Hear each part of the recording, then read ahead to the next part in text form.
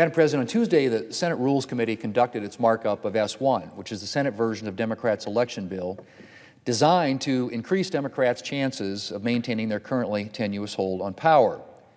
We're told that passing this bill is urgent.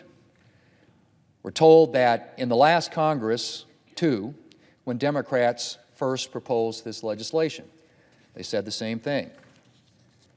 There were serious election problems, they said, and we needed to pass this legislation to address them.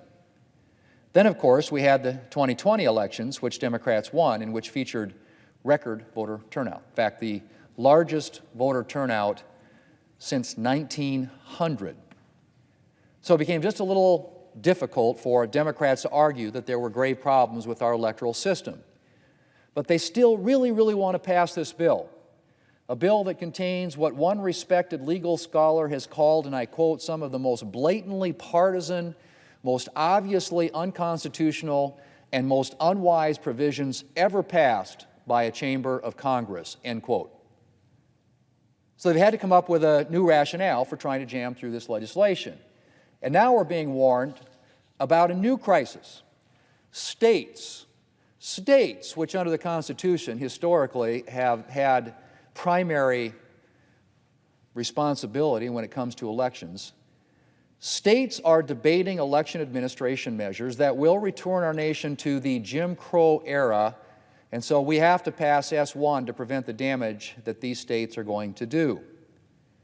The only thing, of course, is that this crisis is as manufactured as the last one. Take Georgia. Democrats have made Georgia a poster child for the need to pass election legislation. Georgia's new voting law, the Senate Democrat whip asserted, is a deliberate effort to suppress voters, particularly voters of color. The president feverishly described the Georgia law as, I quote, Jim Crow on steroids, end quote.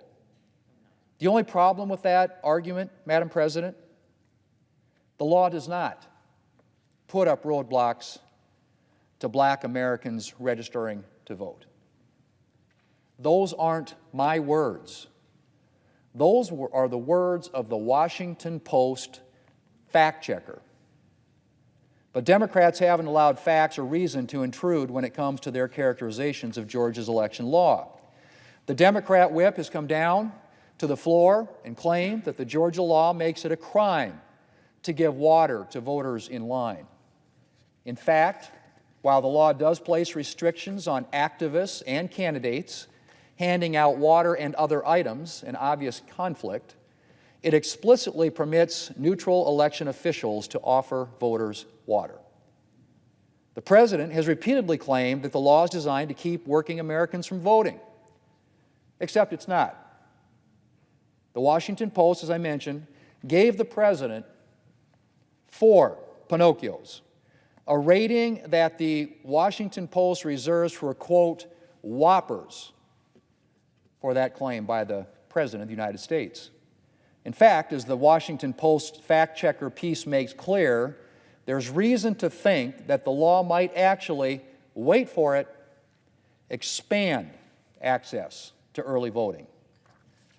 A fair-minded piece in the New York Times, hardly a newspaper that carries water for Republicans, concluded that the voting provisions of the Georgia law are, and I quote, unlikely to significantly affect turnout or Democrat chances, end quote.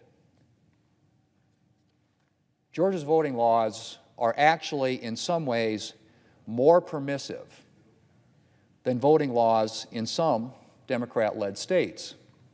Georgia allows more early voting than both the president and the Democrat leader's home states, Delaware and New York. And unlike Georgia, neither Delaware nor New York offers any no-excuse absentee voting.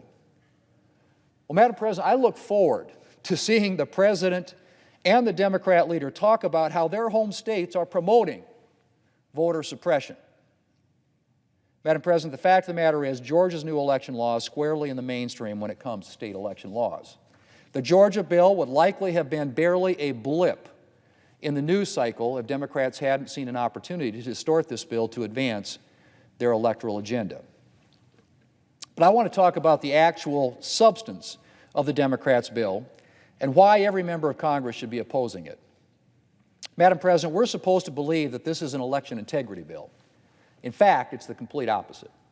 This bill would undermine election integrity in this country. It would do everything from making our election system more susceptible to fraud to undermining voter faith in our electoral system by politicizing election law. Let me just highlight a handful of the bill's worst provisions. Note that multiple amendments to address these concerns were voted down by Democrats at Tuesday's markup, which says a lot about the partisan nature of Democrats' aims with this bill. First, this bill would make the Federal Election Commission into a partisan body. Let me just repeat that. This bill would make the Federal Election Commission, the primary enforcer of election law in this country, into a partisan body. Instead of an independent commission evenly divided between Democrats and Republicans, which is what it is today, the FEC would become just a partisan arm of whatever president is in power. Tell me how that is supposed to enhance voter confidence in our system. Every single FEC ruling would be suspect.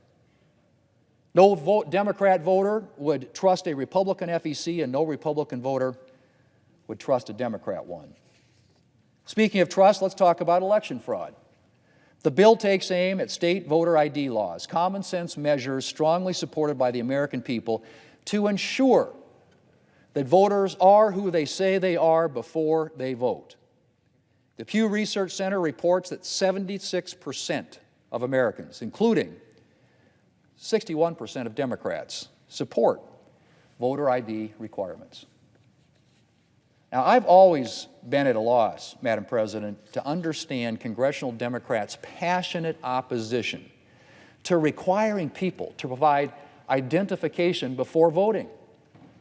I haven't heard Democrats spend a lot of time complaining about requiring people to have a photo ID to drive, or to fly, or to go on a tour at the White House.